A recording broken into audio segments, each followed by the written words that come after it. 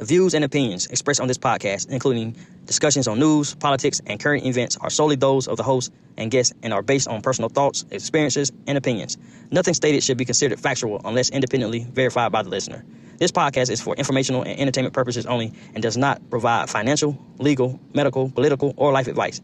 Any actions discussed are what we would do personally, not recommendations for others. Listeners are encouraged to do their own research and consult qualified professionals before making any decisions. The real Anthony Fauci. I got a book at the house. I ain't cracked it open yet, though.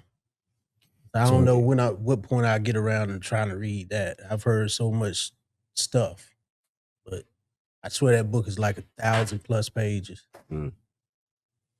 That was RFK. I think, yeah, that's his book about. He didn't write. He didn't fucking write that.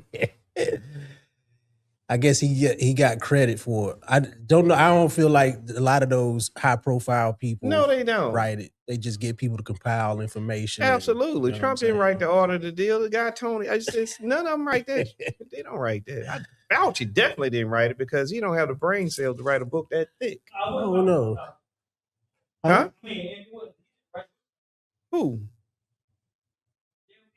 RFK. I just said RFK didn't write that book. No, Fauci. I don't know about Fauci. He's talking about. I'm sure RFK is talking about Fauci. Yeah. Well, he's talking about his legacy. Mike, that's your man's? Nah, I don't have allegiance to nobody. No, I don't mean it that way. I'm saying that's your man. Like you rock with him, backing him up. Well, I tell you what. Because I know a lot of black dudes. Let me tell you something about him. Mm-hmm. I don't like him because I don't trust him. Because the way he came out, it seemed like he was like for like people having a choice as far as the vaccine was concerned. He was putting information out there. Mike, not just good about content, man. We throwing this away, man.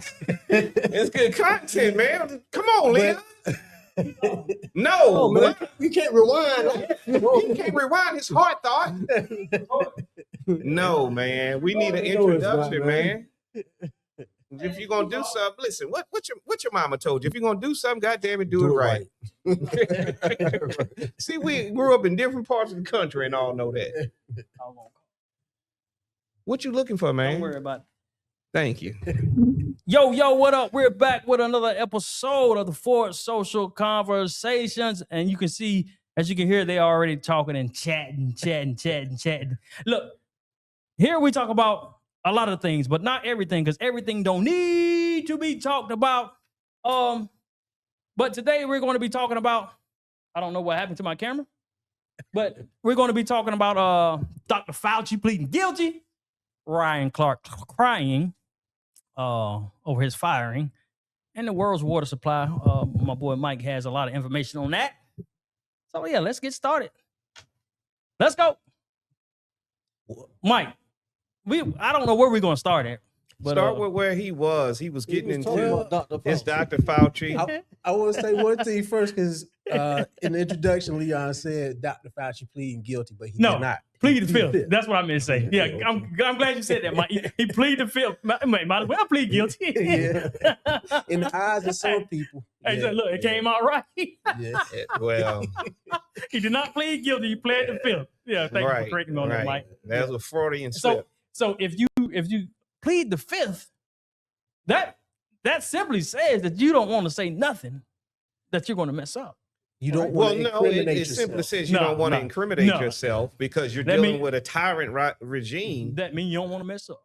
No, you're not dealing with honest actors. Right. So I don't blame him, right or wrong. I don't blame him for pleading the fifth, man. You're not dealing with honest actors. Wait a minute, what you mean? The administration, the DOJ. They ain't got nothing to do with what he did wrong.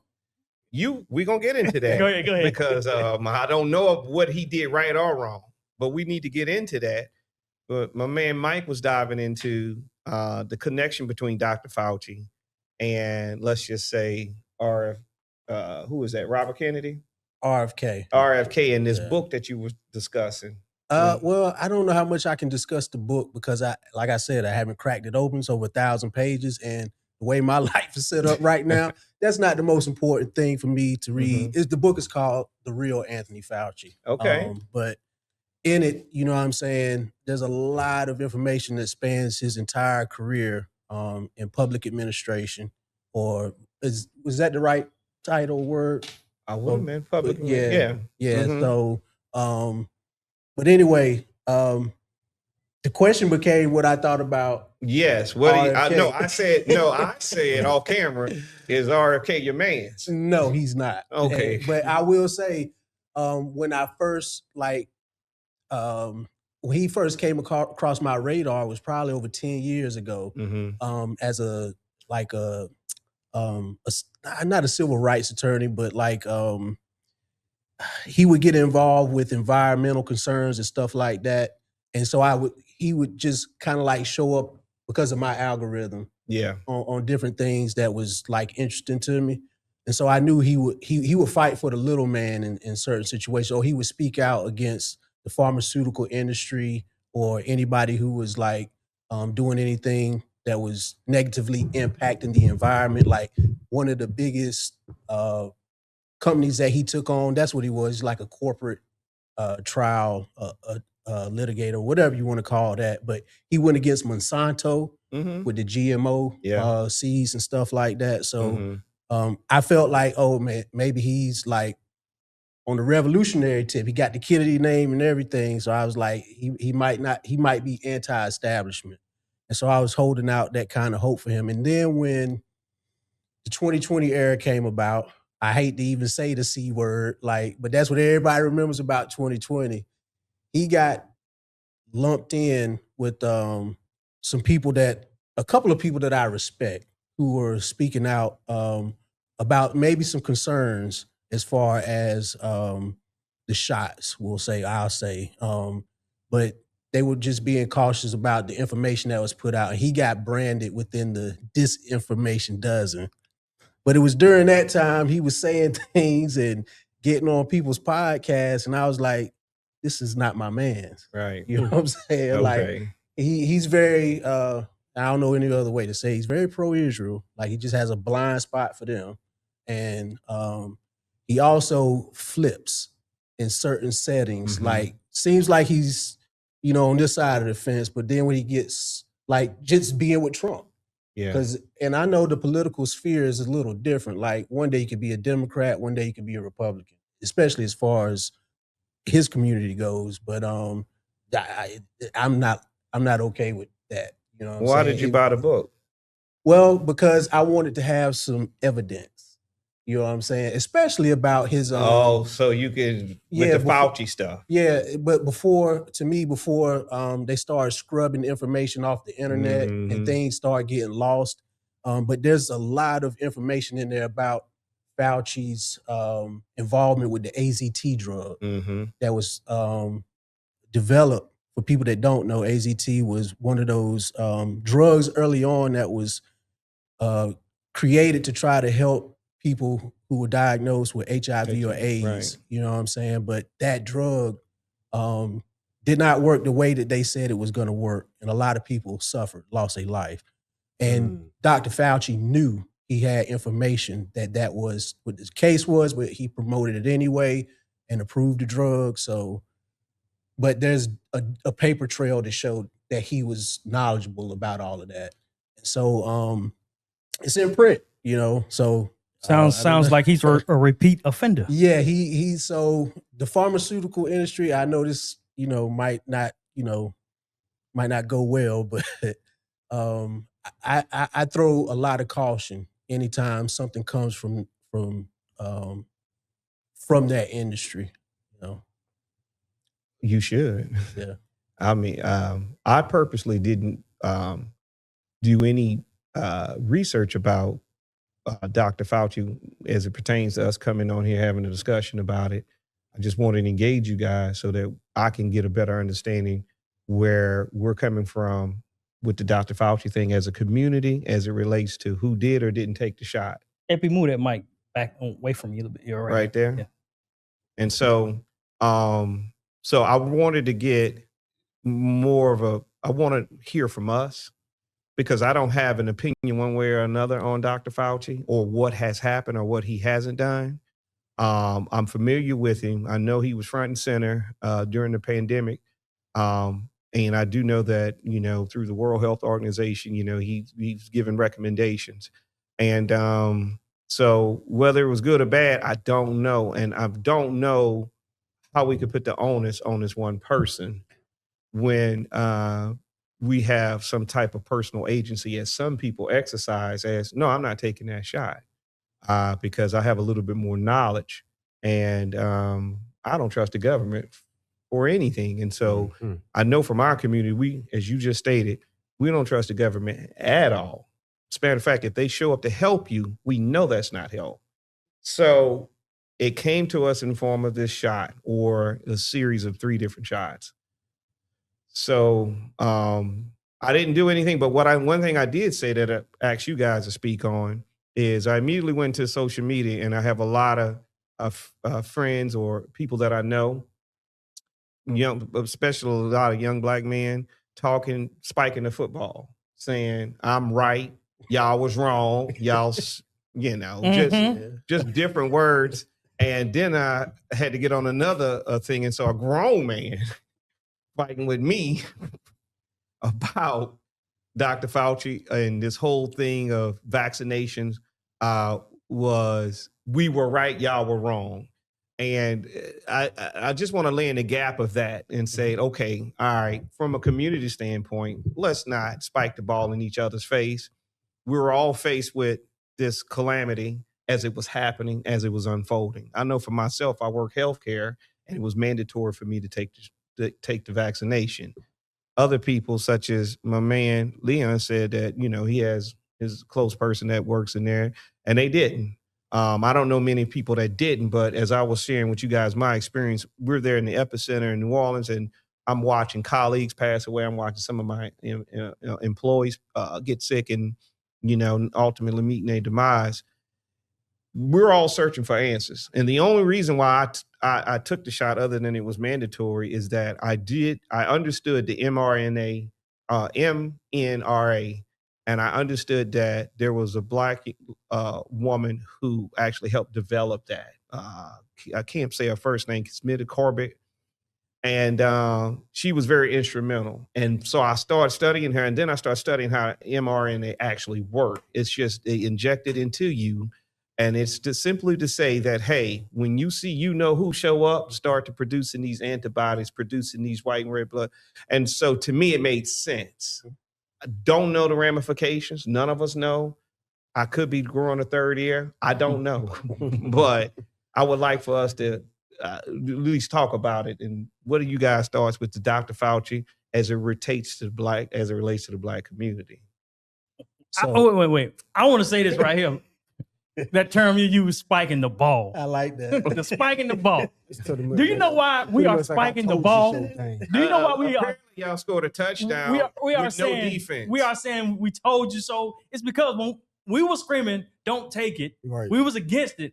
So many people that wanted it, they was spiking the ball on the, oh, y'all stupid, y'all this and that, y'all ain't taking it. That's a good point. I forgot about that. Yeah. People was doing that. They were ostracizing people that wasn't taking it. And they were like, well, you didn't take a shot. I want to be around you. So, okay, all right, this is a little kickback. I didn't think about that. Now, let me say, I like the term spiking the ball because of the spike protein. The spike protein. That's why it's like what it does. It's the spike protein. Yeah. But I love the way you asked that or framed that. So I don't know. For me, Dr. Fauci is not. I don't consider him the villain. Not in this whole situation. I don't.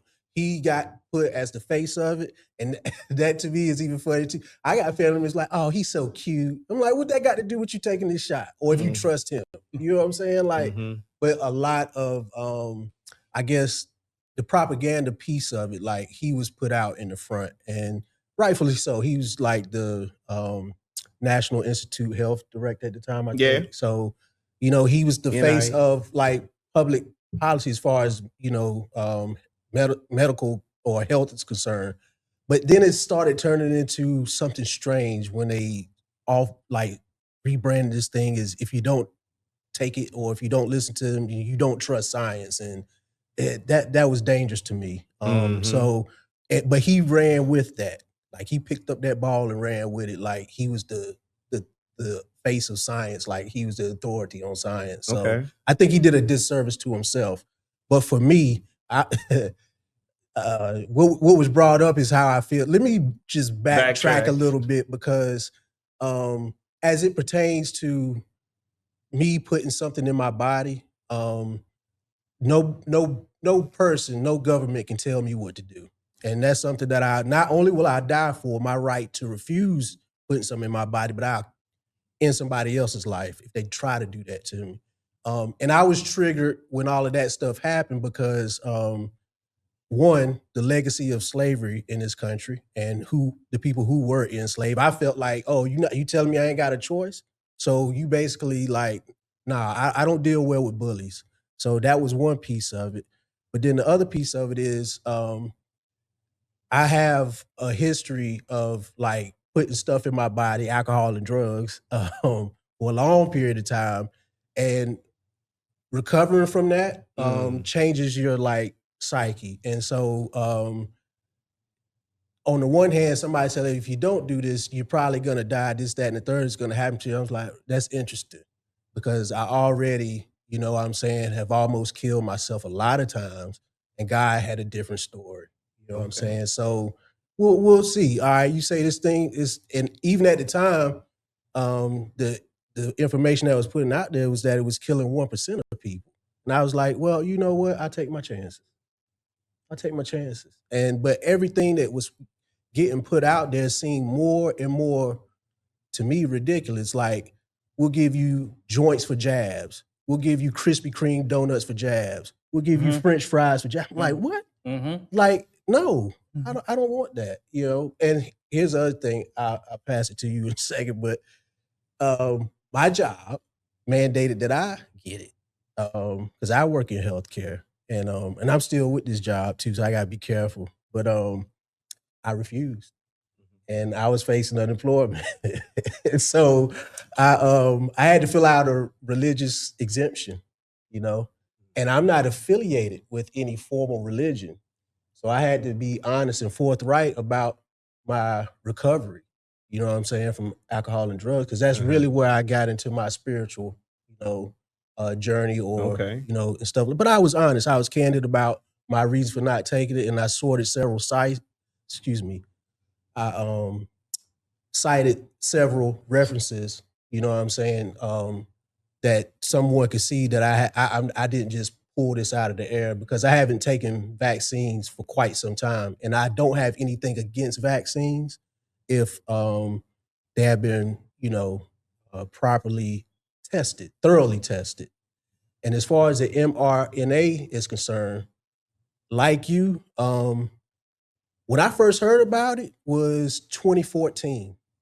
My dad, he was dying from pancreatic cancer, and he got accepted into a special like clinical trial.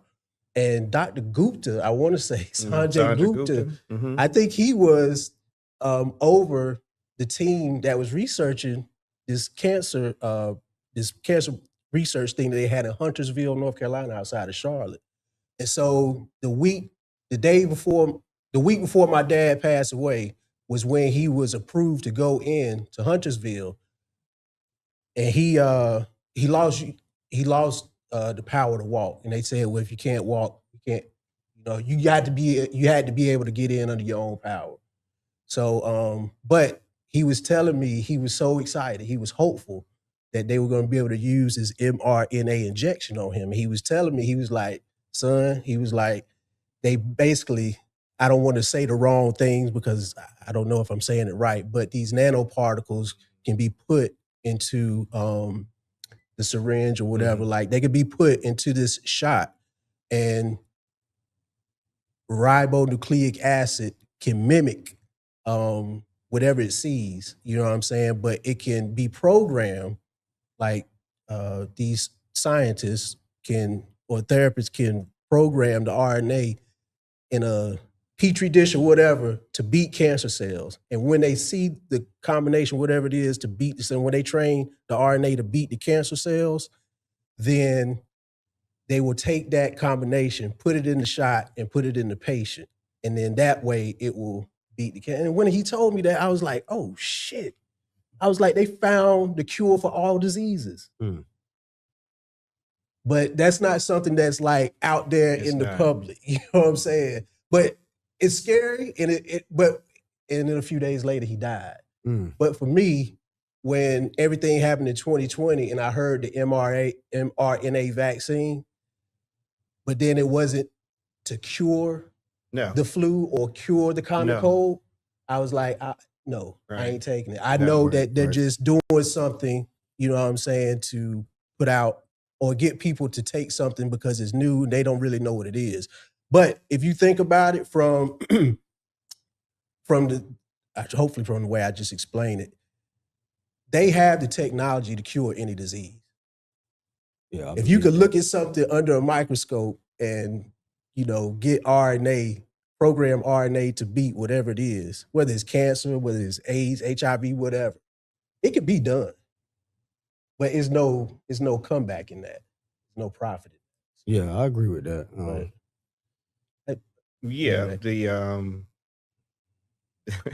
The profit is in the treatment and not in the cure. Right. We live in a capitalistic society. Yeah, you try to bring a cure to something to the table. Oh, move the mic back that way. And watch if you don't have those black Suburbans showing up, following you around. Yeah, I'm kind of scared they might show up before we leave. Matter of fact, you got to go out first. Ray, what were your thoughts on when it came out? So, my feeling about as you said, the big C word, COVID. What was that about? The beginning of 2020? Into 2019, yeah. Yeah.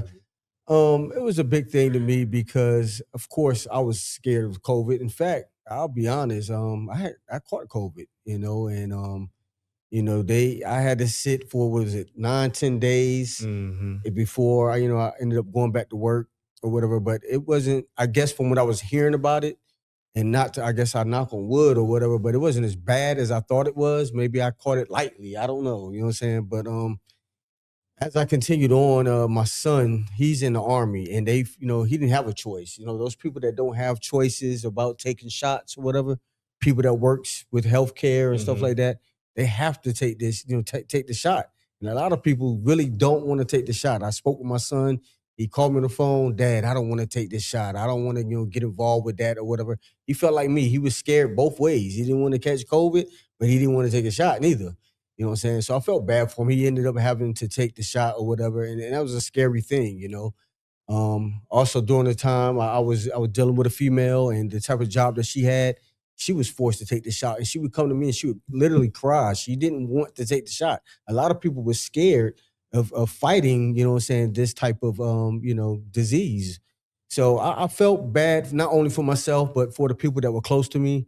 You know, nobody wants to, get involved with nothing like that. And it's hard to make a last minute decision on which way you want to go. You want to save yourself, but at the same time, now that we know, if you're taking a shot, you're actually hurting yourself, so, that's my personal opinion of how I feel about the situation. What I want to understand is from the testimonies that's going on, everybody's giving Fauci the hard time, and even social media, with him pleading the 1, 2, 3, 4, 5. And the Dave Chappelle skit just is so funny to me now. But I want to know what information came out that was substantiated by evidence that proved that people are at a high risk for XYZ as a result of taking the shot. The reason why I want to know what that is, because I still don't know. I do know. This is what I do know. I think that the World Health Organization, or the NIH, which Dr. Fauci, I think they did a bad job of rolling out the information. I think the White House, because it was Trump's White House at the time, I think they did a bad job of communication, meaning that everyone was told, take the shot, it prevents you from getting it, which was wrong. I knew that was wrong when I would hear it, those media outlets, or I hear different people in administration, even Dr. Fauci and some of the other people was equivocating that if you take it, you wouldn't get it. And I just using my common sense. Like, no, the vaccination is not to prevent you from getting it. It's to prevent you from dying from it. You will get it. You will get sick. It's just prevents you from being terminally ill. And of course, as time went on, we started to learn that whether you took the vaccination or not, how you fought it, everybody had a different way their body fought it. But one thing that was common, if you had comorbidities, underlying issues, then if you got it, you was in trouble. You know, if you were fighting hypertension, diabetes, and things like that. And so we learned this would relate to people that was getting shots for the flu, right? I mean, they compared it to the COVID and flu, getting shots. It's so good point, because people think that when you get the flu shot, you do not get the flu. And then when you start learning information that the flu shot from year over year is only about 23% effective, the efficacy rate of it is very, very low. It doesn't say you're not going to get the flu. You're going to get it at some point if you're around it. The shot that you get for the flu this year was from last year's version. Because the flu is just like any other virus. It's always looking for a host, and it mutates. So what the strain was this year is not the strain that we're about to go into. Right. They use a little bit of information to kind of see where it's going. And that's why the effective rate is so low, because they don't know what it's going to mutate to. Okay. They just know that, hey, you need to take this flu shot based off of last year's mutation. And so that's why people still get sick. Right. And, you know, but the thing is to prevent you from ending up in the ICU intubated. And so, because if with the flu or even with COVID, once you ended up in the ICU intubated, there was a 50-50 shot. Oh, yeah. Meaning, you know, you've got that tube down your throat. And so, especially if you have more than one element going on, you got a lot going on. But if you're intubated, that means that a machine is breathing for you. And a bit of note for everybody in the audience, the lung is your weakest muscle that you have. And if you do not work it, it don't work for itself. It is lazy. And so, it is lazy. So if you're intubated or you're on a breathing machine, it says, oh, well, you got this. Yeah. You know, and so that's why when they take people off for respiratory issues, you know. Don't be scared of me. I'm just going to set this up for KB because he's leaning this way. You can't hear your knowledge. You get you over there kicking. You finished? Am I right? Am I good? Yeah. Is this my camera? Action. This Netflix documentary. But that's all I just wanted to throw that out there, that if you were ever faced with that, just know that your lungs is weak. So that's why it was very important during the COVID time that they got the people up out of bed and made them walk. They made them work, because if you do not work them lungs, they will not work themselves. So that's just a bit of a note to put in there. But back, what I'm trying to understand, what information came out, Leon? What you talking about? That made it, that says that, hey, we were right, you were wrong, Fauci said it or didn't say it. I don't know specifically what information you're looking for. What are y'all celebrating? Well, but the man pleaded the fifth. That tells you everything. I want to talk about that too. That tells you everything you need to know. Right. No, and then look, listen. One thing, men, I ain't gonna say her name. You know who I'm talking about. We was going back and forth about the gain of function. It never would have happened if it wasn't for the gain of function. You know, a couple of years before the pandemic, they stopped the gain of function because they knew it was dangerous. Explain to the audience what gain of function is. Look it up. I ain't got time to be looking it up on my phone. I can look it up on my phone, but y'all look up gain of function. Okay. And I'll look it up in a minute while they talking, but I'm trying to get my point across here. I'm sorry. Go ahead. And they stopped the gain of function. Then they started it back up. I forgot when it was, what year. But look it up. And they knew it was dangerous. That's why they stopped it. What was the reason for starting back up? Why? You didn't. I understand they say they have to create a disease to see if they can cure it and this and that. But why play those games? Yeah, why create disease? Because it's gain of function has a lot to do with bio warfare. It has a lot creating something in the lab in a controlled environment, but somehow it mysteriously get out. But I don't know. I still haven't heard anything. So I will say that as far as spiking the ball is concerned, I had my brief moment in 2021 so I had to take a demotion at my job, and everybody kind of knew why, because the way they had it set up was that the people who got the shot, they could stay in their salary positions. But if you didn't, you had to go to a hourly position. And so that fell on me. But in 2021, when things started turning around, they dropped the mandates as far as like you had to get a shot. And the thing about it wasn't just because I work for a medical company, but we are a federal contract. And so that's mandatory. Yeah, so that kind of made double whammy. Yeah, so but the way things ended up, I still didn't get the shot. I got my job back, and I got more money on top of it. And a better boss. You know what I'm saying? The boss who I had that didn't have my back, he, you know what I'm saying, he got moved to a different region or whatever. So spike the ball on him. So spike the ball. Told you so. It was a brief part in 2021 where I was feeling myself. I felt vindicated, and I felt even more like I was in a more dangerous spot at that point, because for me, that's not the moment to like let my ego or my pride like win over. You know what I'm saying? And so for now, now that I don't know if anything's happening other than Fauci pleading the fifth a bunch of times, making himself look guilty. But in this country, a system built on injustice, just let me say that, but the criminal justice system was designed by criminals. So the whole constitutional protection of the fifth, pleading the fifth, is so people can, circumvent justice if they want to, but it doesn't mean he's guilty.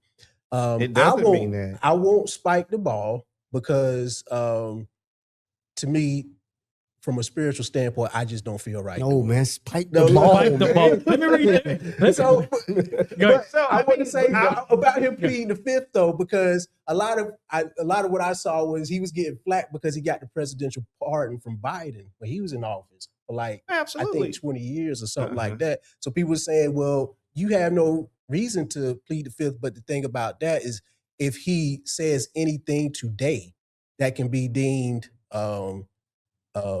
because of his diary entries. So if he contradicts those, then that could be held against him. Not the stuff that's, from that time frame or whatever, but he can still say something today that can get him in trouble. I think that's what people have to misunderstand. The part is from federal, so they would have to bring state or state charges, which would be hard to bring upon him for this matter, because then it would have to be individual states saying, "Hey, we're going after him for prosecutorial reasons." I think. Let me read this since you wanted me to read it. What they say in church? Read. Gain of function research is scientific experimentation that genetically alters an organism to give it new or enhanced biological functions. While supporters view it as vital for creating vaccines and predicting viral outbreaks, critics warn it risks sparking accidental or deliberate pandemics. And so I don't know of anything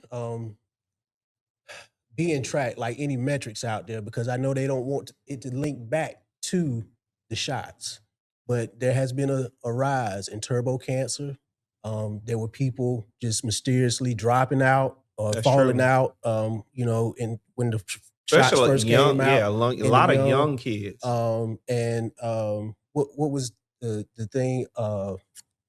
The heart condition where you swell, the heart swells. I know what you're talking about. I can't think of the name of it. But yeah, the athletes, the young athletes. That's what I'm saying. The young athletes were experiencing I don't remember the name of that condition. But anyway, here's what I say, and this is sensitive, like real personal, but I have two family members, younger, my age, a little bit younger, that had blood clots. That was the one thing that was kind of mysterious too.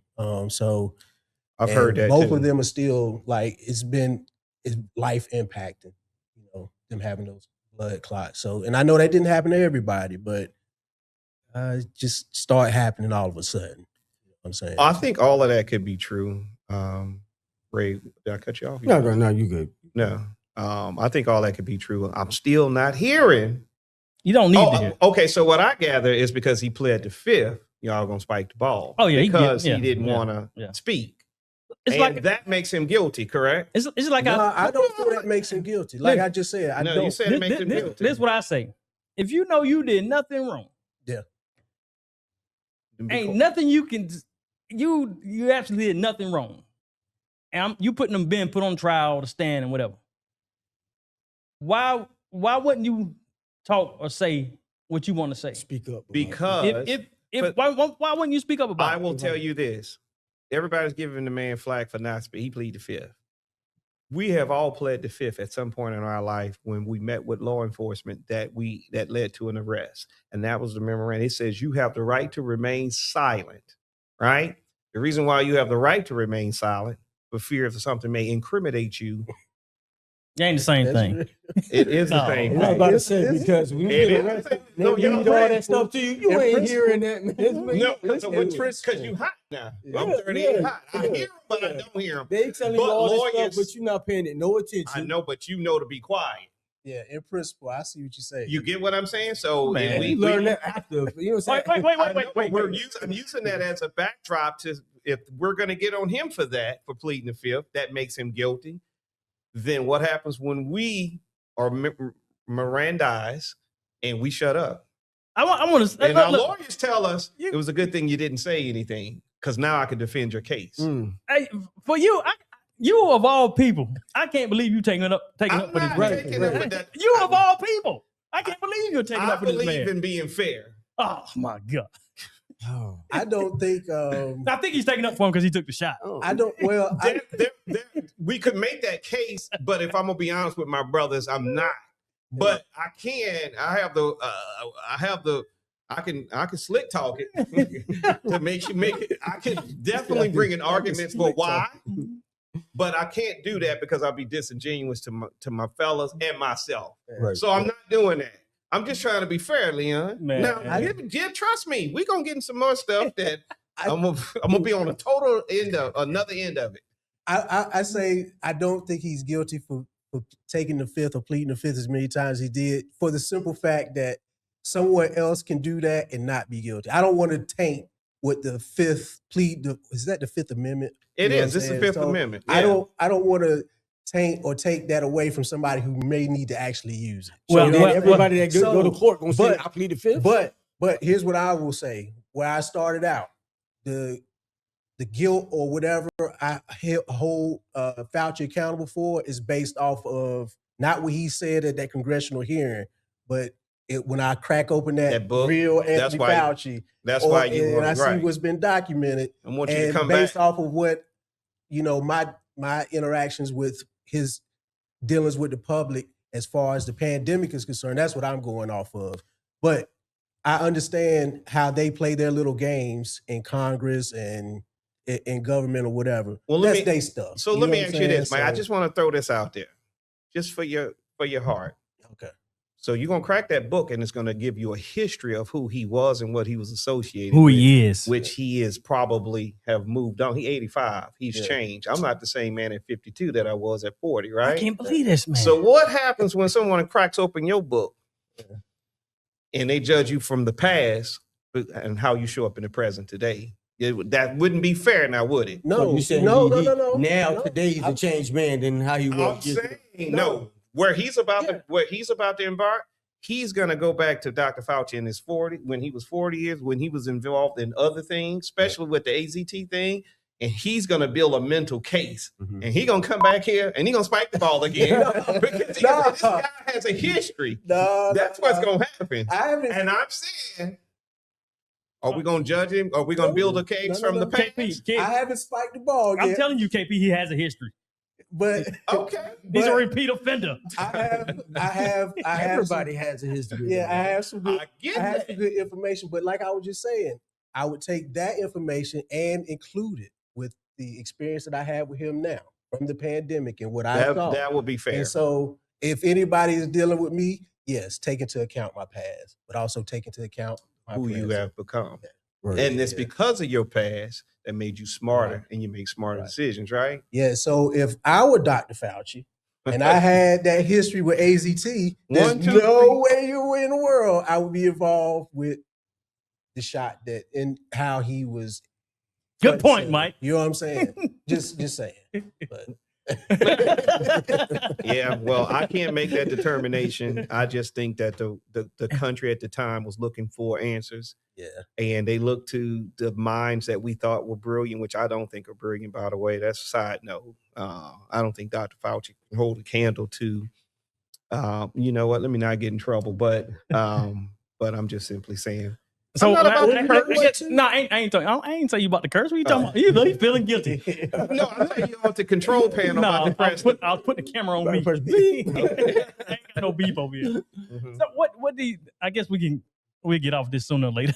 At some point. So what do you think about a lot of the doctors, active doctors, that was working in hospitals years and years and years, and a lot of people were saying, well, Fauci ain't never been no active doctor. He's never been there. He's never been taking care of patients. Mm-hmm. And you had doctors saying, well, we're using this strategy right here. We're doing this right here to help. And they was, like Mike said, they was silencing doctors. They was deplatforming them. What you say about that? Well, I don't know what to think about that because those doctors, of course, they were going to adhere to what the administration of the hospital would say, unless they were in private practice. Yeah. I don't know, but I do know that it was a global pandemic. And I do know that everybody didn't do it the same way we did it. Cuba came up with their own way, how they did. You had people in Norway, they were doing herd immunity, like let everybody. No, well, I ain't talking about over there. I'm talking about COVID party. No, what I'm saying is they were using their own expertise of information that they had. I said that to say that some of those doctors might have had a better feel for it because it was probably an area of study for them. And they probably looked at it and said, I can't be involved with this. And I can't do this. Mm-hmm. I'm sure that it happened, but I don't have I don't know, man. I don't know. Yeah, in the end, I think Fauci was just a fall guy.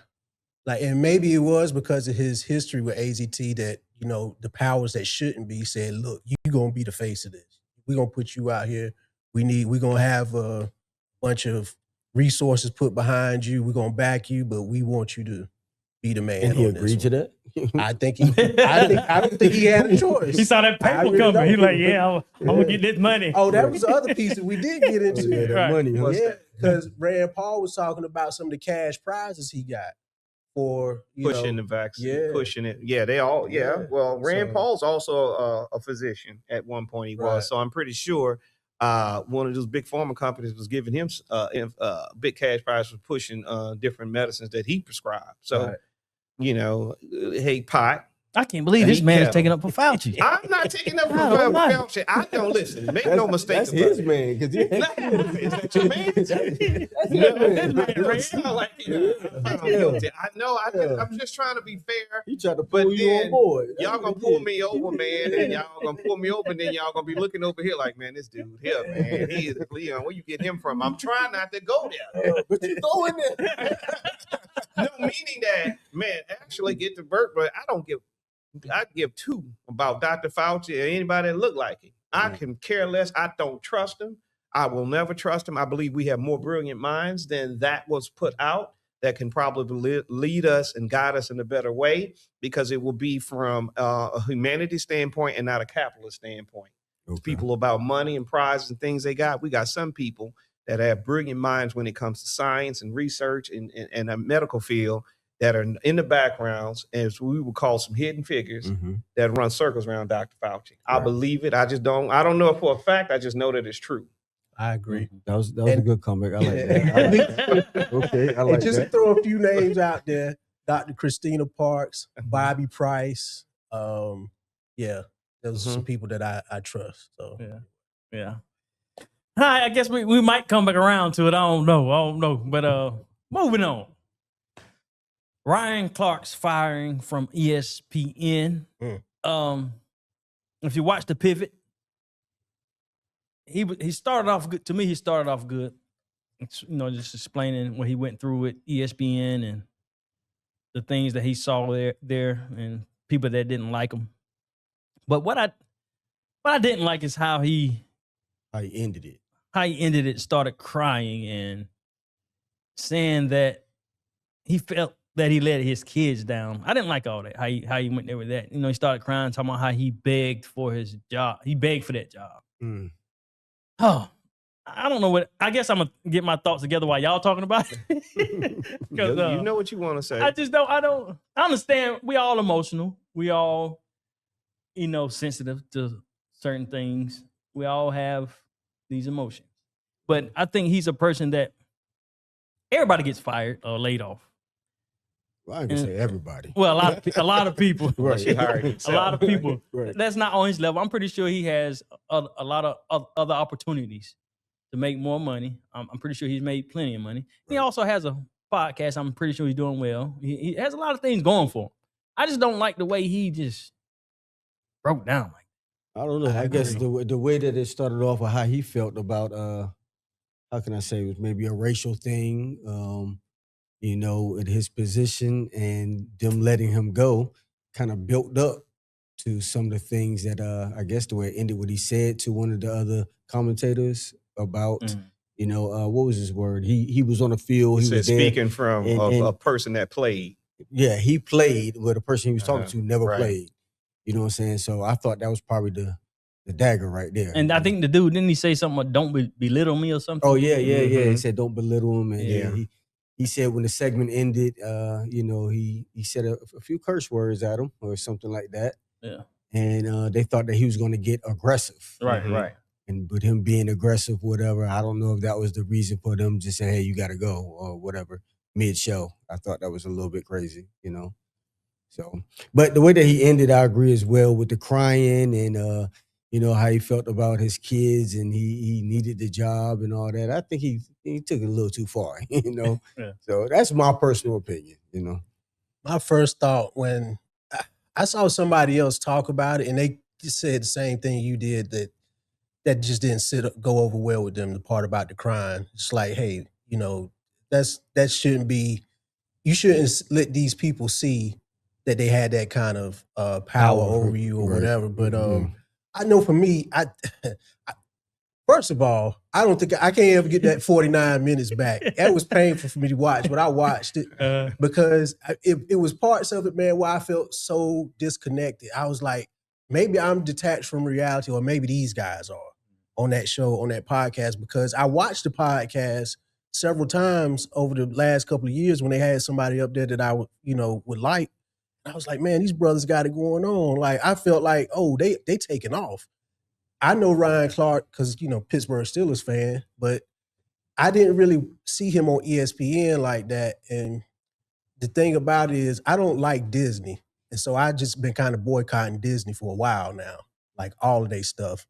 There's one show on ESPN, and this is why I say I know I might be a little detached from society when I say this, but I just now got back around to watching like Carolina and Duke and stuff. You know what I'm saying? The past couple of years, because the whole pandemic thing had me like pissed off with all of it. But anyway, but the only show that I really liked on ESPN was PTI. And that's just because I felt like Kornheiser and Wilbon had some sort of chemistry, and the format of it, I was like, man, this is original, this is fresh. But to me, everything else just seemed like it was over and over again the same stuff on like, all the other shows. And the people on the shows didn't have no chemistry. So maybe in Ryan's situation, like he did bring something that engaged people, made people want to show up and tune in. But for me, I just kind of like I don't want to hear people talk about sports all day. Yeah. But like the show that PTI, it was a little bit more than that when I did watch it. But I just been out of that whole spectrum or that sphere. But to try to answer your question, with Ryan Clark, it made me uncomfortable several times because, again, too, like I've been on this job, you know what I'm saying, for like 23 going on 24 years. And I can say that I can't let my identity get tied to it. You know what I'm saying? This is a corporation. Now, Disney is a private corporation. I work for a Fortune 500 company, but even no less, these corporations are entities. And it's people in them. if we say, business isn't personal in this society, but it's always personal. You know what I'm saying? And so being North Carolina is an at-will state. They don't really have to have a reason to fire you. There's not a day, even though I've been there 23 years, that I go in and just assume that my job is safe. You know what I'm saying? So if it were to come to an end, like when I went through the whole pandemic thing with them, I was like, okay, cool. If it didn't work out, I would have walked out with my head up. It's like, I'm going to have to figure out something else. But this guy, from what I know, Super Bowl champ, you know what I'm saying? Got endorsements, got the podcast. Like, what are you crying about? Right. Like, really? Yeah. What are you crying about? Yeah, that's why I said they took And it too far. it's just like, but hearing him go through some of those things that he was saying in that 49-minute interview, I was just like, man, maybe I'm out of touch. I don't think you're out of touch. I mean, I listened to it and I was furious watching it because there is a portion of my life working in corporate America, which we would say these entities, that I've become so numb to them. And I'm no longer, or wasn't ever seeking their validation. They are not allowed to validate me. And so when I watch Ryan get emotional because some folks fired him, I got mad because we as men or melanated men, we should never let them see us like that because we are stronger than that. We're stronger than them, and we should never allow that to happen. And you putting that out there on Front Street like that tells those people behind the scenes, oh, we can get to them. They're not as big as strong as they think they are. We just made an NFL guy who played one of the most dangerous positions in the safety coming down, hitting people. We just made him cry. And it worked. They publicly shamed him by firing him on a Monday show in between shows. That was purposely and that was with intent. And he gave them what they were looking for. That exec who he has a problem with, that he kept mentioning, but he wouldn't mention his name, I'd have called his name. Because at this point, Ryan should have FU money. Yeah. And when you got that FU money, I need you to be fully black. So if that's who I need you to be. Yeah. All right. If you want my attention and time and attention, my eyes on the tube, be authentically black, man. I'm not saying be disrespectful, but call a name, put a name on it. Right. And deal with whatever has to come with that. They need to know who they're dealing with. And I think it gives them a bravado to go and mess with other people because those people they don't have humanity within them. They only want to steal joy and to destroy. That's the thing. Everything's about some Pac-Man, just gobbling this up. And so if you're in the way, you're going to get gobbled up and they're going to stand by and watch you bleed out. We've seen it in history. We've seen how they do our strongest men. We know about buck breaking, the biggest and strongest male that was on the plantation that everybody was kind of not fearful of, but he was the strongest. He was the biggest. And he was probably the most desired. The slave owner at the time will take him and put him in the middle of everybody, put him in front of everybody, and buck break him by sodomizing him in front of everybody, taking his manhood, making him cry, making his wife cry, making his children be like, hey, that's your king. He might be the biggest, strongest one on this plantation, but I'll run this. And he did that by sodomizing him in front of everybody. And so when you know history, you know what they're doing because that person who done that is his ancestors. He is his ancestors' great and grandchildren. He is. And we shouldn't be allowed to this day. They're never going to see me go out like that. If I'm crying, it's because I'm trying to get to you and they holding me and I can't get to you. I'm crying pit bull tears to try to get to you, out of anger. Yes, out of anger because I'm trying to get to you because you're like not more too. man than me because I'm going to show you. Right. And so, because a lot of them hide behind those corporate tags. That's right. And they are not true man. And so I didn't like Ryan Clark doing it. And I did not like the crying for acceptance. He was like, I thought I was one of them. I thought if I not been too black, not say the wrong things, but right things, and shrink myself in the room, that I'll be accepted. And I just got so mad. I was like, man, you don't need no validation from them, because he said when he was out in public, when he see the aunties, he see the unks, everybody say, hey, man, we proud of you. And that brought a moment to him, right? What we got to understand is the way I look at things, yes, he got fuel from the community, right? He said it. But you have to understand, the execs don't know that. They don't know how we interact with each other, and we don't know that we get fuel from each other as we see. They don't know that when he's at this certain place that he's getting fuel from the community. What we got to keep in mind, them same people that terminated him, they get fuel from their community too. That's right. So when he fired them, when they went to their community, they fist bumped. I love that buck breaking. Sir. I love it. Sir. I love it. Keep it up, my guy. Hey, one thing you said wrong. They didn't fist bump. They gave each other the thumbs up. Exactly. They probably actually give each other high fives. So my point is understanding that Ryan drew from the community, which he kind of let that out. They draw from their community too. That's right. Absolutely. And so you wonder how could someone be so nefarious in their dealings? It's because they're being fueled by their community. Yeah. That's why. We just don't get to see it. Just like them corporate execs don't get to see Ryan. When Ryan is in a room with us, it's all love. We big up in him, right?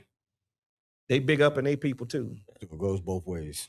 Yeah, I think we don't think about that. Right. Yeah. We think about they're heartless, they're this, they're that. Yeah, well, it might be what that is on surface, but what keeps fueling them is their community. Right. And we don't ever think about that. But that's why they keep it going. You don't think Stephen Miller with the Trump administration and Russell Vought and all of them, you don't think their community feeding them? Like, good job on that implementation of 2020, that 2025 mandate. Yeah, I've seen different clips of their like preachers, man. Like they be getting it in at church, boy. Yeah, like, they feed each other. So, but you know what? I want to touch on something that you had brought up that Ryan did talk about, and so being in corporate America has shown me so much as far as like how like Black people, we like some of us get into these positions and we start feeling safe. Like, oh, they like me now. Let me tell you something. I can laugh and joke with some of the people that I work with or, let down my guard a little bit.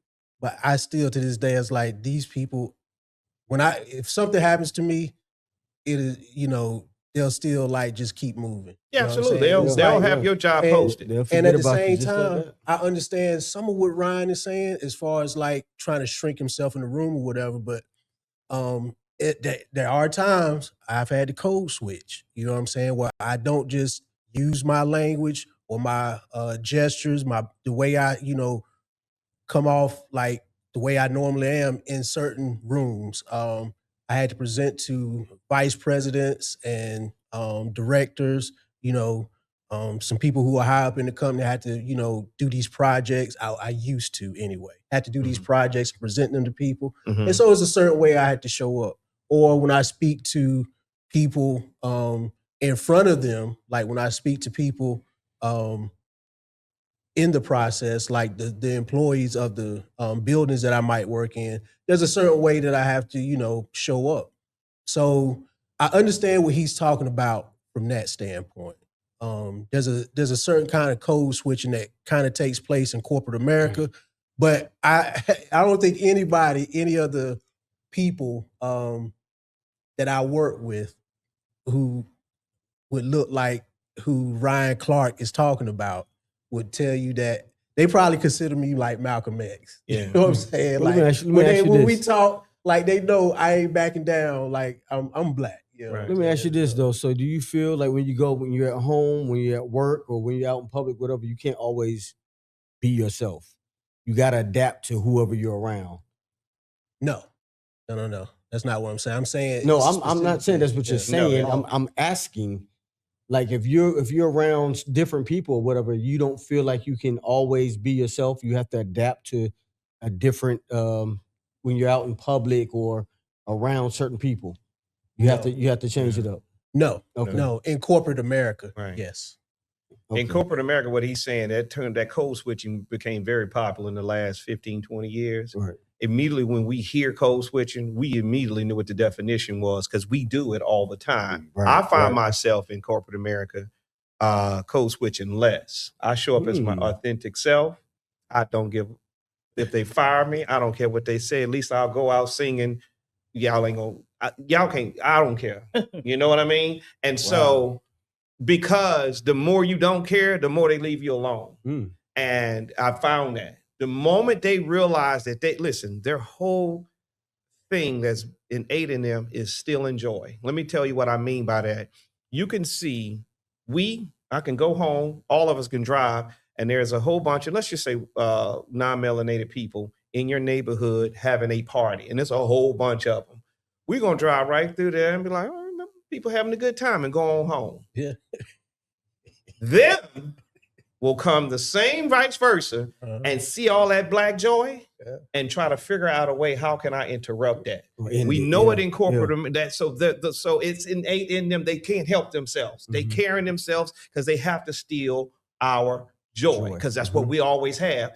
Case in point, in corporate America, he and I work there. If 3 of us are at the water cooler, at the ice, at the coffee thing too long, laughing and cutting up, they're going to come over. Hey, what you guys, y'all having a black meeting? No, did we tell you that? Right. Is that on the agenda?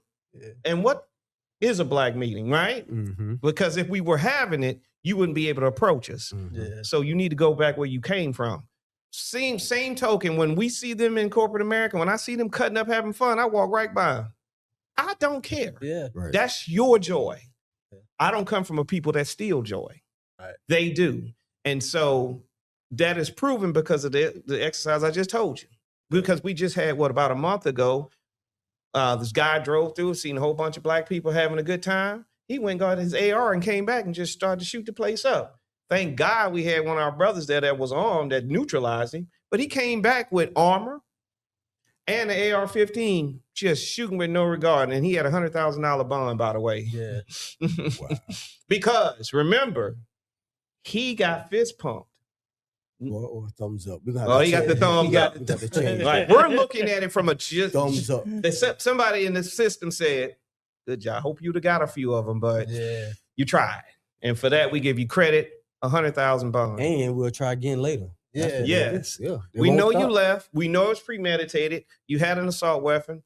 Oh God, you had armor too? Oh, good job, buddy. And so they fist pump. So I'm telling you guys this because this is what happens. And this is why when we look at something that looks crazy, we like, wait a minute, he goes and he gets $100,000 bond, right? Fist pump, thumb up.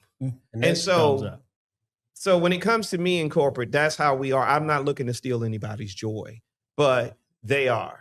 And so much like you, I would be considered more of the rogue employee. They do. They always say, all right, what Pierre about to say? My VP, everybody always say, oh, Lord, here we go. And they was like, you just don't care what you say. And I said, I don't. I really don't, because I know I'm true and it's real. And so, and I'm going to stand on business on it. And so it's not going to be anything that's disrespectful, but it's going to be something that needs to be said in a respectful way. Right. So I code switch less because, we work in corporate America, and if one of them say, hey, man, why don't you just be yourself? For what? So y'all can fire me? So we still have a level of code switching we have to do, because we can't be our authentic self in certain environments. Our coworkers, listen, y'all don't know us. Y'all think y'all know us, but y'all don't. That is my representative at that job site. Right. With a little bit of me in there. But if I can speak for you as well, that's not who I am. Yeah, not all the time. But I'm like you, like I don't have to do it as much anymore because I've been there for quite some time. They know how I am. And quite frankly, it's more of a trust thing. They're like, well, we know when Mike has to do something, he's gonna present well for the company. He's not gonna have the company looking crazy. You know what I'm saying? But otherwise, there's a couple of people who like to close the door when they walk into my office. Right. And they love Trump, man. And we have some good conversations. So, but otherwise, just like, I just keep it real, man. Yeah. But yeah, there are times where I understand where Ryan Clark is coming from, where you kind of, you have to shrink yourself because if not, you're gonna be perceived as a threat, Yes. or you know what I mean. So yeah. Yeah, but he's in a position that he shouldn't have to do that. Yeah, he shouldn't have to lower lower who he is in order to make someone else feel comfortable. My job is to make the comfortable uncomfortable. And if you're uncomfortable with how I show up, then that says a lot about who you are.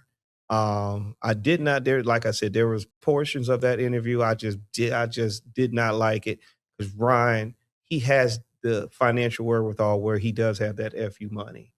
And he didn't let his children down. I mean, listen, man, that was ESPN. We're in an environment right now, especially with him, with his platform thing, he can create his own, and we should create our own. Mm-hmm. A lot of people have found in their voice, from the Don Lemons to Joy Reids, or even a lot of people that have found themselves out of mainstream medium and creating their own, and they've continued to be very successful with it. And because my whole goal, and I would think that Ryan would, is make yourself unfireable, meaning that they can fire you, but you're not fired. Right.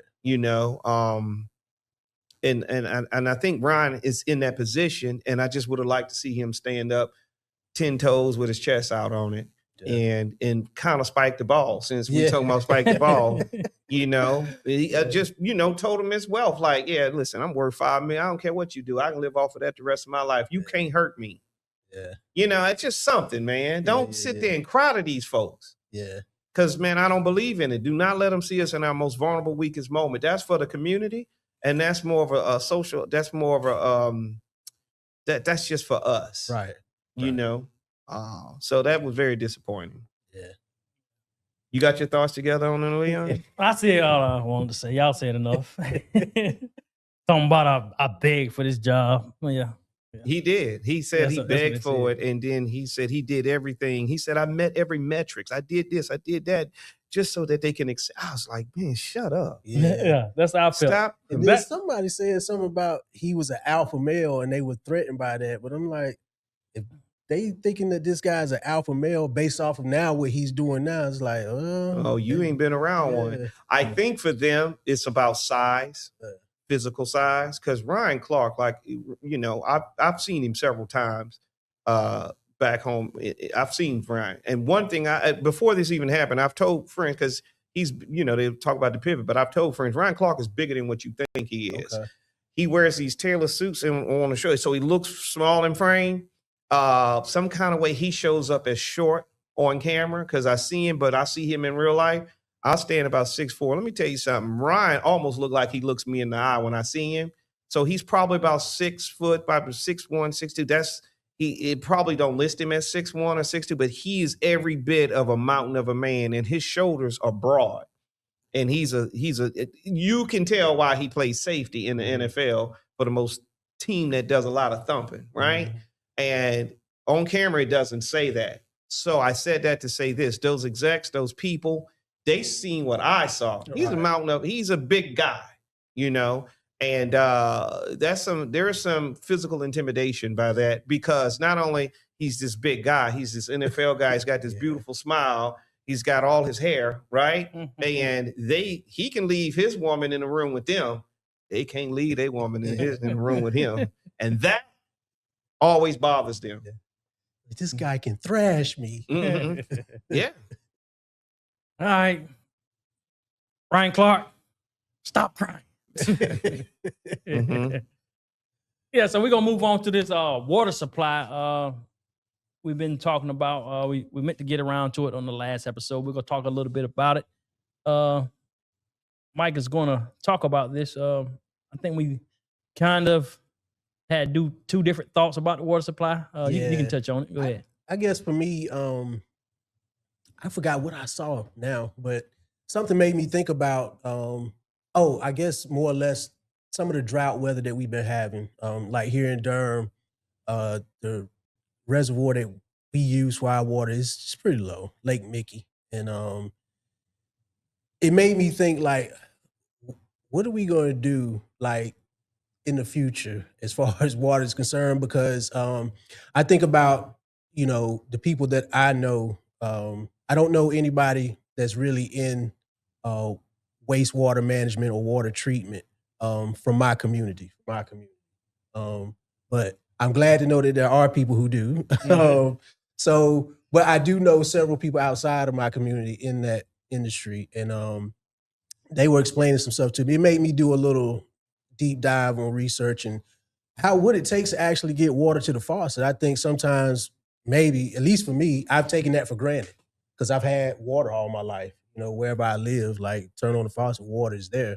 But there's a whole like city under the ground, you know what I'm saying? Or arteries or pipes and drains that, you know what I'm saying, water gets to us, you know what I'm saying, and water gets taken away from us and funneled into a system and is treated and then used for different purposes once it's been reclaimed, you know what I'm saying? But, the water we get from precipitation is basically the water we drink, more or less. But I don't know anybody that's a steel worker that's working in steel mills that makes the huge pipes that are, connected to these reservoirs that pump up water, from the reservoir, and then they go into a filter and a sediment tank. Like, there's a whole process, a whole world of things that happen in water treatment. And so I have a friend who is, like I say, he's in that industry, man, and he started throwing some stuff at me, man, and it's just interesting. But he is more of a project manager. It's like a water tower that they're about, not a water tower, a water treatment facility that they're about to ground break. He said he's going to do, I want to say 20 million gallons a day, something like that. But the project itself is $50 million, which to me doesn't seem like a lot of money at this day and age for a water treatment facility. But I ain't out here pricing other facilities. Right. But I guess my thing is like, if, something were to happen in this country, a collapse, the apocalypse, or the shift in population change and all of these things that, the future holds, we don't really know. Well, I don't really know what the future holds, but I just think like, who's going to make sure we get clean water? You know what I'm saying? That's because we need water more so than electricity.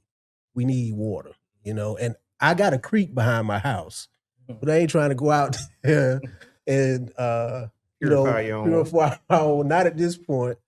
And the other thing is, like, I sent Leon a video, man, about some states. Well, they have certain restrictions on what you can do with water on your own property. And, depending on like what you hear, you just got to do your research. But like I was saying, rainwater is primarily our water source for drinking water. But some people have these filters like attached to their homes, attached to their gutters, and these nice catch basins. Yeah, catch basins. And so, it filters, and if they want to drink that water, they can, but if they don't know their state's laws, is a video that I had seen where some people actually were threatened with prison time. You know what I'm saying? Because it was considered theft and of government resources. Yeah. So, wow. Yeah, but then there's also the angle or the aspect of these new data centers that require a lot of fresh water, clean water. And once that water comes off, the wastewater from that, it's always going to have PFAS in it, PFAS, which is pretty much plastics, microplastics. But, it's just a lot of things to take into consideration. I heard also this thing a while ago that says the next major war will be over water. Which is just, I'm not fearful about that, but it's just something to think about. It just gives me something to think about. And so I didn't know if anybody else was even thinking about, where we get water from. A lot of people buy most of their water from the store in plastic bottles. I know at my house, I boil my water from the tap, and then I use Brita water filters. and I carry my water so I don't, keep putting plastic out there. But I guess this thing is important to me. So what is it your fear of we're in post-apocalyptic type of however you say that word, apocalypse. Apocalyptic.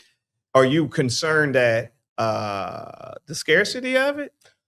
No, what I'm saying is that it's a concern, yes, but I'm not fearful. What I'm hoping is somebody's gonna see this video, like somebody that's maybe trying to figure out what they do in their life. Hey, here's a problem solved.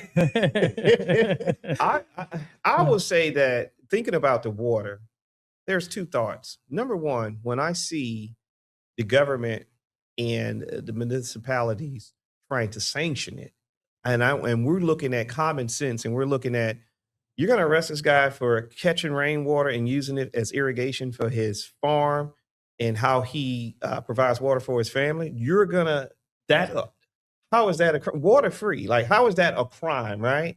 I look at that and I'm like, why are they? Because what I learned about this country, they don't do something for nothing.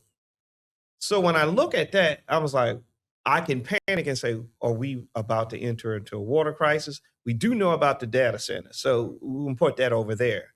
When I see that, and if I indulge in that, I'm like, okay, what's going on? Because I know this country, they wouldn't be doing that. That wouldn't be a law for nothing. And so I would get antsy, like, okay, what's going on? Waiting for the other shoe to drop. Then the other part of my brain starts to kick in, and then starts to say, wait a minute. All right, dude, listen, the earth is 75% water, right? So that means there's only 25% land mass. So meaning we got more water than we got land. Check. Also, just in the United States alone, we just so happen to be blessed with the mighty Mississippi River and all these other rivers and lakes and tributaries. Endless. Like you said, you got one behind your house.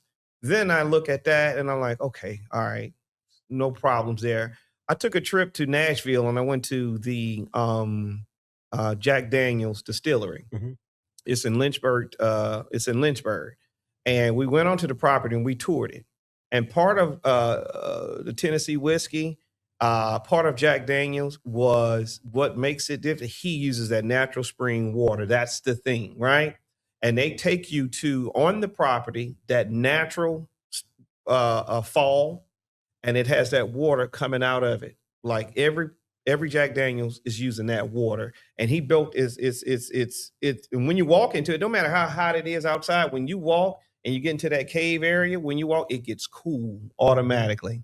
And then as it gets cool, it gets dark, and then you can see the water coming down a waterfall, going into another thing which they built where they captured. And he built his house like right there. And so the original house is still there. And he had his rocking chair because during the summer months, because of that natural fall, it will cool that water. When that wind will blow, it will cool. And so he did that on purpose. I said that to say this. I went and saw that. Well, that's the most cleanest, purest water. And it's been running since the inception of Jack Daniel, right? He found that, and that's where he built his business. They said that cave go back 2 to 3 miles. And they were like, we don't know we don't know how much is left. We don't know, but we do know that it keeps coming.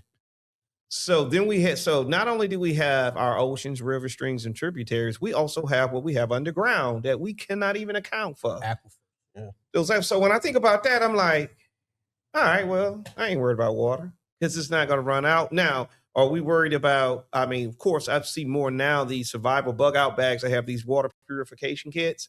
And I also, through Insomnia, see how you can purify your own water without having a purification tablets. It's just this charcoal, sand, and dirt, and you just filter it through there if you don't have the material. And there's those 3 elements, and you just put any water in there and it cleans it. It purifies it for you. So I'm like, all right, well, I'm not worried. So those are my 2 school of thoughts, which would prevent me from not worrying about it. But I am worried because when the government is trying to sanction something, it's telling us something. I don't know the what. Yeah. I'm still waiting for the other shoe to drop on that. Yeah. I mean, what do you think? I'm not at the point of worry either. But I just see a need, you know what I'm saying, for us to get involved in it, because my thing is relying upon other people or trusting other people to do the right thing in those positions. Right. We know how that can end. But it was something that you had brought up. I wanted to kind of build on. Say everything you say again. So I was just like, man. In the beginning was the word, and the word was with God. No, let me stop. Yeah, I don't know what it was. What it had to I do just with- gave two school of thoughts. I just said because the government is sanctioned, it makes me worry. But then I use my natural mind to think about, okay, what's actually here? Oh, that was it. Mm-hmm. That was it. Mhm. So, all right. So yes, the world is 75% water. Mm-hmm. So one of my buddies, both things, when you talked about the Jack Daniels. So one of my guys, he's a facilities manager, but his specialization is in water purification. So he works for these pharmaceutical companies, and they have to have pristine water. Mm-hmm. You know what I'm saying? Using their products. And so do like when you brought that up, I thought about the Ford Motor Company up there in Michigan. Mm-hmm. So when they were having the Flint water crisis, part of the reason that they did is because they switched the source of where that water was coming from, because the Ford Motor Company needed clean water and for their paint. Yes. You know what I'm saying? So it left the residents of Flint with dirty water. Trying to figure it out. So, but also here in Durham, that was the other thing. So, and this is just general information for people that might not know, but when water levels get so low at the reservoirs here in Durham, we switch. We're on a supply. We can switch to Raleigh and Cary and Jordan Lake. You know what I'm saying? We can switch to their water supply. Boy, that is haunted water. If that's, bro, I wish you would have not told me that. So that's we almost like drinking from Lake right Lanier. now. You realize that's like drinking from Lake Lanier or Seneca Village. You know, but there's a village, there's a town under there. We're on in their Jordan water Lake right now. Oh We're on my their water God. right now. Well, So bottled water it is. But this guy that works in water treatment and does the projects, he's doing the build right now. His company, they deal with all aspects of it, and they even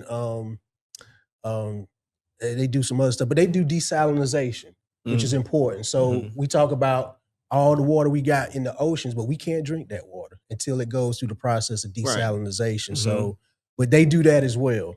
And but he was talking about some of the other things.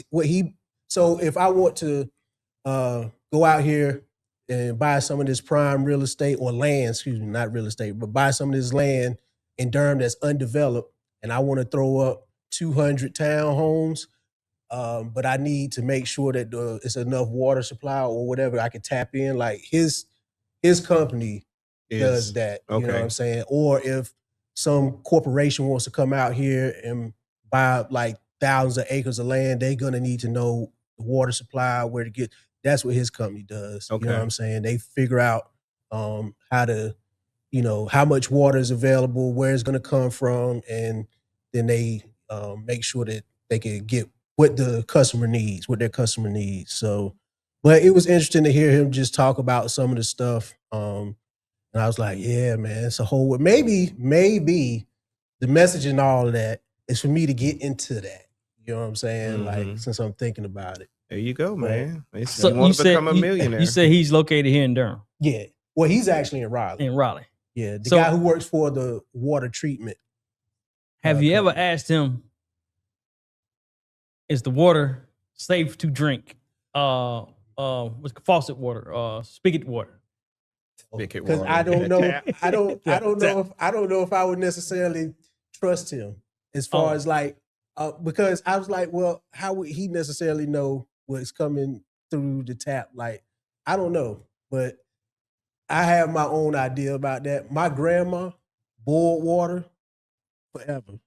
So I used to drink boiled water from her. And so now I was like, I'm just trying to take some of that wisdom and boil my water and then run it through a filter. So even if he was like, yeah, it's safe to drink, I would still do what I'm doing. Yeah, I know 1, 2, 3, maybe 3 people that work at water treatment.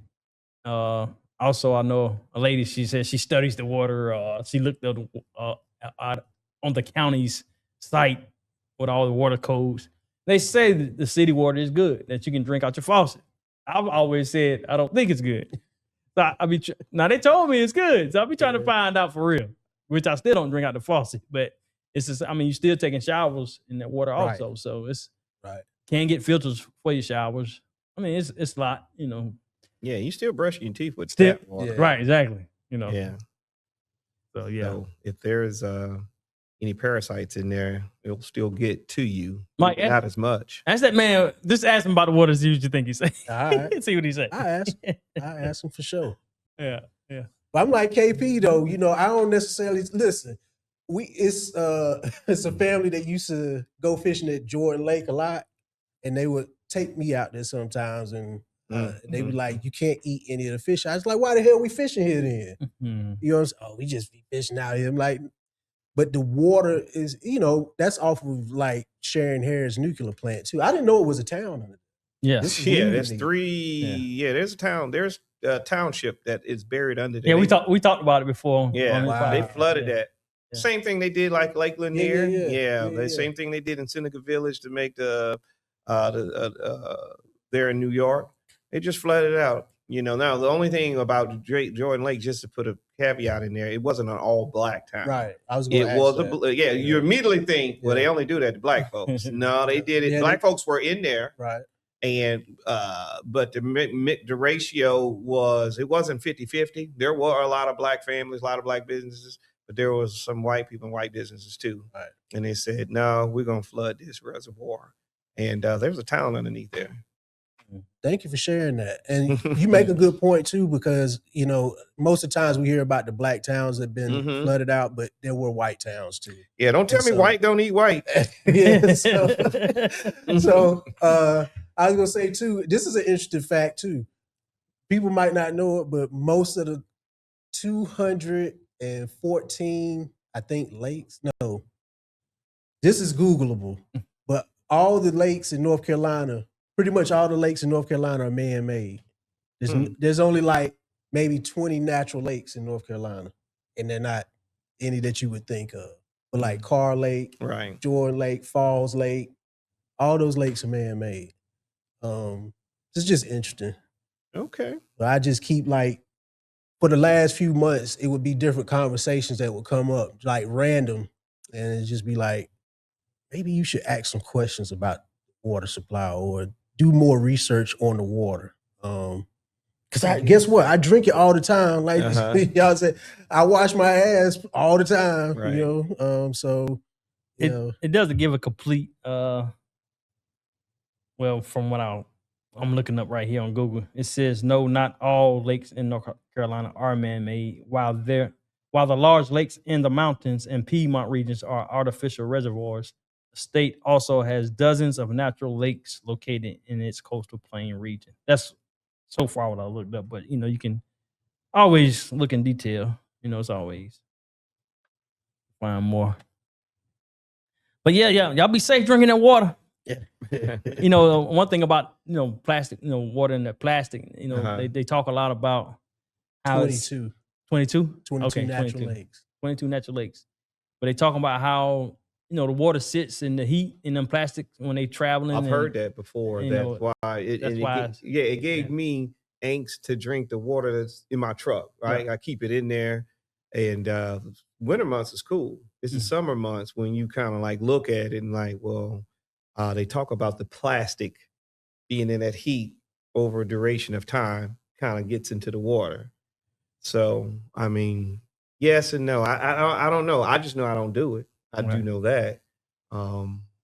But because it's just sitting in that plastic. The only reason what makes the lake, I mean, the water so drinkable is, like I said, when it comes to like seeing that natural reservoir at not Uncle Nearest, at Jack Daniels, is kind of what I said, how you can build your own with sand, charcoal, and what was the other element? Sand, charcoal, and there's one other thing. Sand, charcoal, and something else. Sand, charcoal, and limestone. Okay. So what makes that water? So that water that they're getting there at the Jack Daniels, they're saying it's coming connected to a tributary that's underneath, that's coming from up north as the glaciers. as Lake Michigan and all that stuff. The reason why it's so pure is it's traveling through the limestone, and the limestone is purifying it, you know, and that's what makes it so pure. So it was very interesting. When I saw it, it was very impressive. Yeah. You know, it was very impressive. So, well, I say stay prayed up, because these days and times you can't eat meat, you can't eat broccoli, you can't eat fruit, you can't eat what else? Lettuce, Yeah. Parsley. It's so many things going on. It's on parsley. Okay. Yeah. Meat eaters got to be careful, man. They just approved lab grown meat. Yeah. They probably remember, if it's got approved, they've been doing it. Yeah, well, that's what they've been saying. So yeah. Well, it's been a good one of another episode of Forward Social Conversations, where we talk about a lot of things, but not everything, because everything don't need to be talked about. That's right. Look, if you enjoyed the show, put your comments in the chat or message. Send us a message. Chime in, let us know how you like the show, or you don't like the show. What can we do better? What can we talk about? Until the next time, we'll see you. Peace.